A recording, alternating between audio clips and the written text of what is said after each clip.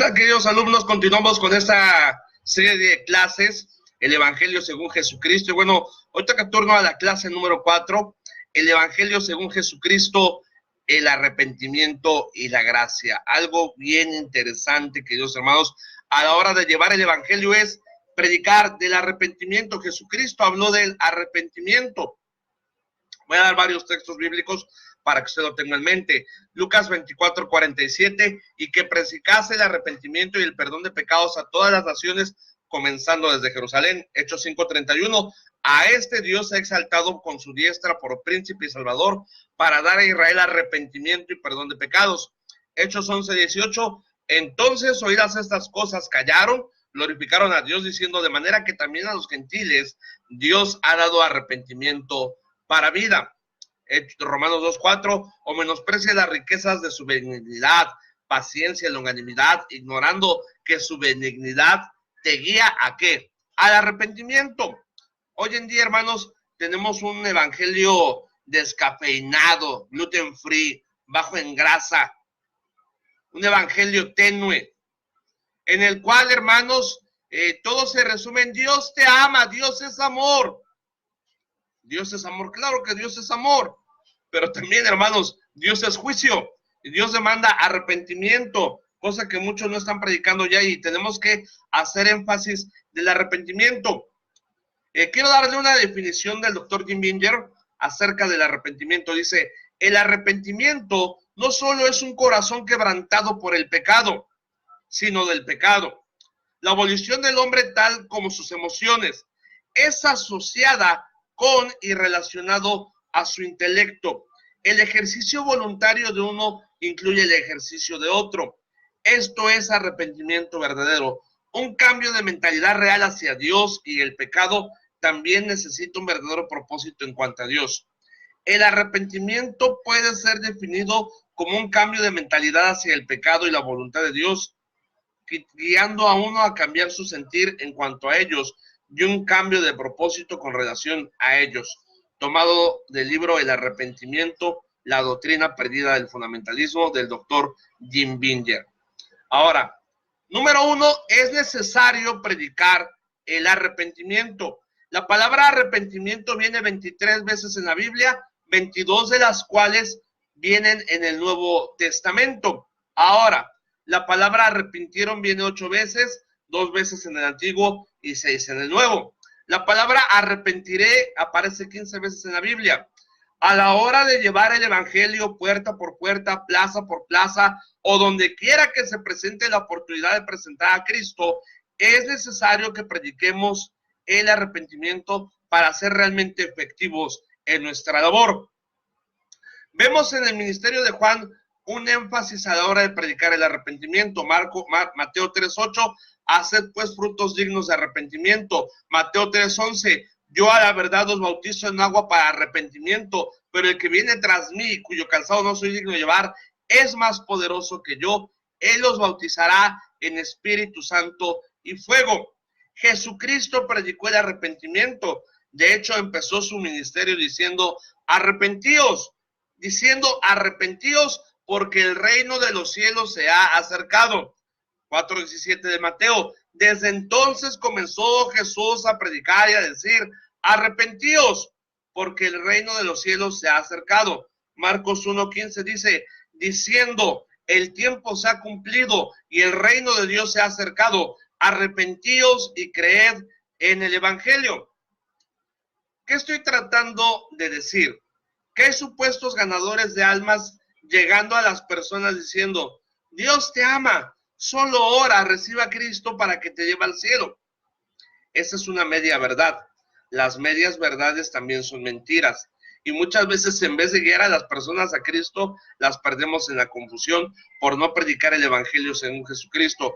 Cuando Juan el Bautista, fíjate, cuando Juan el Bautista predicó el arrepentimiento, le costó su vida, no era muy popular que digamos. A Cristo le costó su vida predicar del arrepentimiento. Tenemos que entender que en ningún momento estamos diciendo que Dios no es amor, que no quiere al pecador. La misma Biblia dice, porque de tal manera amó Dios al mundo, pero también dice, el cual quiere que todos los hombres sean salvos y vengan al conocimiento de la verdad.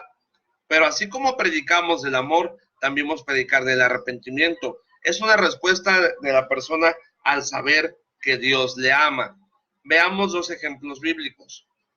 Cuando Pedro estaba predicando ahí en el día de Pentecostés, él predicó el arrepentimiento. Y ellos que fueron guiados al arrepentimiento. Dice que cuando Pedro estaba predicando, se compungieron de corazón y dijeron a Pedro y a los apóstoles: varones, hermanos, ¿qué haremos? Cuando el verdadero evangelio es predicado, Dios toca el corazón de la persona se quebranta y dice: ¿qué tengo que hacer para ser salvo? Cuando se predica realmente un evangelio poderoso, el pecador se constriñe, sea la palabra de Dios, porque el amor de Cristo nos constriñe. ¿Qué tiene usted que entender? Predique el arrepentimiento a la hora de estar ahí. Saqueo era un hombre que era un publicano, era un ladrón, pero cuando escuchó el evangelio de Jesucristo, inmediatamente dijo: yo reconozco que he hecho mal, y si a alguno le he robado, se lo devuelvo cuadruplicado. Y dice Jesús: hoy ha venido la salvación a esta casa, por cuanto también él es hijo de Abraham, porque el Hijo del Hombre vino a buscar y a salvar lo que se había perdido. Número dos puntos importantes tocantes al arrepentimiento. El alma y el espíritu de la gran comisión a los 12 en su partida era que el arrepentimiento de pecados se predicase en las naciones. Cuando Jesús les da el gran mandato, la gran comisión, Lucas 24, 46, 48, Miguel, que dice: y les dijo: así está escrito, y fue necesario que el Cristo padeciese y resucitase de los muertos al tercer día, y que se predicase en su nombre el arrepentimiento y perdón de pecados a todas las naciones, comenzando desde Jerusalén. Vosotros sois testigos de estas cosas. El deseo supremo del Señor para todos los hombres es que lleguen a arrepentirse. Segunda de Pedro 3:9. El Señor no retarda su promesa, según algunos la tienen por tardanza, sino que es paciente para con nosotros, no queriendo que ninguno perezca, sino que todos procedan al arrepentimiento. El mandato de Cristo para todos los hombres, en todo lugar, es que se arrepientan. Hechos 17:30. Pero Dios, habiendo pasado por altos de esta ignorancia, ahora manda a todos los hombres en todo lugar que se arrepientan. La única puerta de escape para la perdición del hombre es el arrepentimiento. Dice Lucas 13:3. Os digo, no, sino antes, si no os arrepentís todos, pereceréis igualmente. Lucas 13:5. Os digo, no, antes, si no os arrepentís, todos pereceréis igualmente. Número 3, la naturaleza y resultados del arrepentimiento. Lo que no es hacer penitencia. Hacer penitencia es tratar de limpiarse a sí mismo del pecado. Es imposible. Número 2, no es una reformación. Uno puede dejar sus pecados sin voltear hacia Dios. Número 3, no solamente ser convencido de sus pecados. Ciertamente la convicción de que ha pecado contra Dios es un paso hacia el arrepentimiento, pero muchos, como Félix, hasta se espantan, pero no se arrepienten. 4, no es meramente la confesión que ha pecado. Muchos confiesan que han pecado, pero siguen en lo mismo. 5, no solamente sentir tristeza por el pecado. ¿Qué es arrepentimiento? Número 1, es un cambio de pensamiento y actitud hacia Dios y hacia el pecado. Número 2, incluye sentir tristeza porque ha sido rebelde contra Dios. 3, significa dar la espalda a la rebelión contra Dios y voltearse hacia Dios. El hijo pródigo es un ejemplo del arrepentimiento. ¿Cuáles son los resultados del arrepentimiento? La fe y el arrepentimiento son separables. Un arrepentimiento sin fe, que Dios le va a perdonar, no es un arrepentimiento verdadero. Tampoco puede poner su fe en Cristo sin estar arrepentido de su rebelión contra Dios.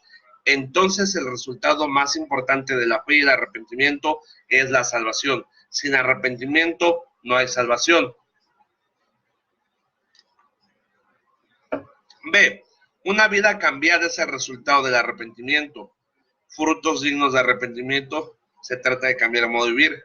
El arrepentimiento también causa gozo en el cielo. Acuérdense que hay más gozo en el cielo por un pecador que se arrepiente. Cerrando este tema del arrepentimiento, el arrepentimiento es necesario predicarlo, comprenderlo, aplicarlo. Y un verdadero arrepentimiento producirá verdaderos cambios y resultados. Ahora tocamos el tema del Evangelio según Jesucristo y la gracia.